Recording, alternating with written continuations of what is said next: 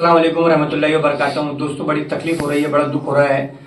क्या जो सिलसिला चल रहा है एमआईएम के ताल्लुक से और बीजेपी के ताल्लुक से हापुड़ में, पहली बात तो हमने हापुड़ नगर विकास मंच को सबकी सहमति से समर्थन करे थे। बाद में हापुड़ नगर विकास मंच से हमने समर्थन वापस लिया, उसमें बीजेपी का कोई लेना देना नहीं था।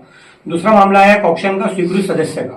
स्वीकृत सदस्य के लिए और गठ नेता के लिए हमारे अंदर बहुत मामले हुए, क्योंकि हमारे इसमें कुछ एक दो जो नगर सेवक थे जिनकी डोर जो थी तो वो कांग्रेस के दूसरे नगर सेवकों के हाथ के अंदर थी।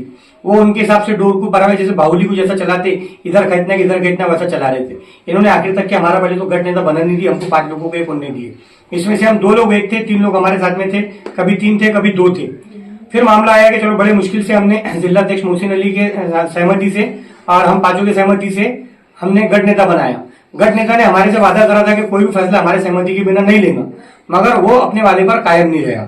जब स्वीकृत सदस्य की बात आई तो 11 तारीख को मेरे सामने और हम 5 नगर सेवकों के सामने, चारों के सामने एक मामला आया था कि भाई एक जो है तो नॉन मुस्लिम बंदा है जो जिसका बैकग्राउंड फैमिली बैकग्राउंड है, पहले कांग्रेस से था अभी बीजेपी से है, उसको स्वीकृत सदस्य चुनना है। तो इस चीज के लिए हम 5 नगर सेवकों में से 2 या 3 नगर सेवकों ने साफ साफ इनकार कर दिया था, जिसमें से 2 नगर सेवक आखिर तक की भी इनकार करते हुए रहे। जब 11 तारीख को यह बात मेरे को मालूम पड़ी तो मैंने यही बात यूसुफ सेठ पुंजानी के कान पर डाला और यूसुफ सेठ पुंजानी ने भी इस चीज के लिए एग्री नहीं थे कि भाई अपने को पार्टी के बाहर का छोड़ के किसी को स्वीकृत सदस्य बनाना है। मगर असल मामला ऐसा आया कि हमारे गठ नेता ने ना यूसुफ सेठ की सुना, ना सैयद मोहसिन अली की सुना, ना हमारे शहर अध्यक्ष आरिफ शाह की सुना, किसी की नहीं सुना। उसने अपनी मनमानी करा।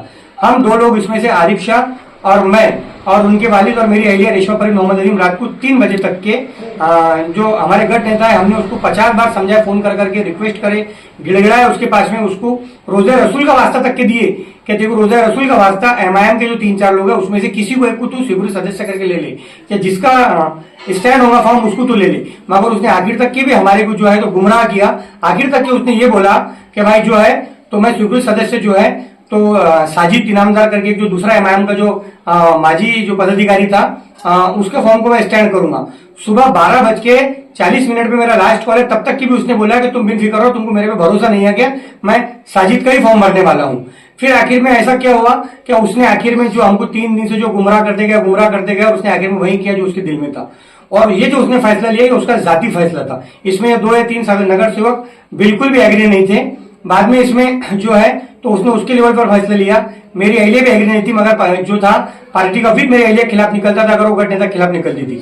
फिर एक गलत फहमी ये फैलाई गई कि भाई इसमें हाथ उठा के वोट दिए गए स्वीकृत सदस्य को, जबकि असल मामला ये है कि आप नगर परिषद से सर्टिफाइड कॉपी निकाल के चेक कर सकते हैं, या नगर परिषद से तुम माहिती का अधिकार डाल की माहिती निकाल सकते हैं कि इस बार जो स्वीकृत सदस्य यानी कॉक्शन का जो मेंबर चुना गया, वो मेंबर जो रहता था उसको गठ नेता की सिफारिश पत्र से सिर्फ चुना जाता है और सिर्फ उस पर अकेले की गठ नेता की साइन लगती है, उस पर 5 नगर सेवकों की साइन नहीं लगती।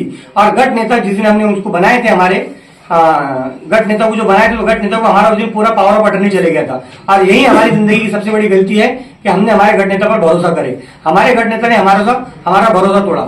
अभी हाल फिलहाल में मामला ऐसा है कि प्रभाग के जो लोग हैं वो हमारे पास में आ रहे हैं और हमारे से सवाल कर रहे कि भाई अजीम भाई, हमने बड़े उम्मीदों से तुमको वोट दिया था, बड़े उम्मीदों से हमने तुम्हारा साथ दिया, तो तुमने ऐसा क्यों करे।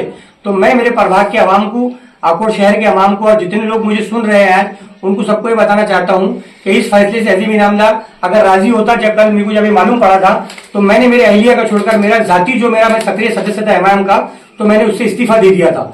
मेरे को मालूम था कि ये बदनामी आएंगी, ये तोहमत आएंगी, इसलिए मैंने अपना इस्तीफा सैयद मोहसिन अली जिला अध्यक्ष एमआईएम और सैयद यूसुफ सेठ पुजानी प्रदेश उपाध्यक्ष एमआईएम इनको सौंप दिया था कि मैं ऐसी तोहमत झेल नहीं सकता।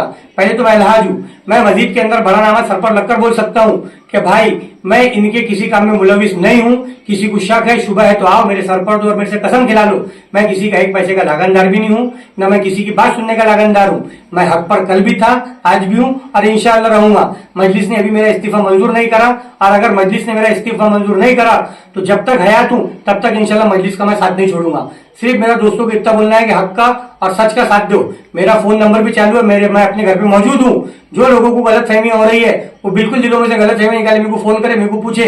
और जिसको बिल्कुल भी नहीं ये भरोसा आ रहा है तो मस्जिद में लेकर चले, पूछ लो। मेरा ईमान जिंदा है तो मैं सच बोलूंगा वहां पर। अगर मेरा ईमान मर गया होगा, मेरा ईमान मुर्दार हो गया होगा तो मैं झूठ बोलूंगा। और अगर मैं मस्जिद में खड़े रह के जो बात तुमको बोलूंगा तो तुमको उस चीज पर यकीन करना पड़ेगा। और अगर तुम यकीन नहीं करते तो तुम्हारे ईमान में डामाडोल है। और अगर मैं झूठ बोलता तो मैं बदईमान हूं। और मैं अल्लाह से यही दुआ करूंगा कि जो लोग तोहमतें लगा रहे, अल्लाह उनको हिदायत दे। वो आखिरत दावन। अस्सलाम वालेकुम रहमतुल्लाहि व बरकातुहू। फास्ट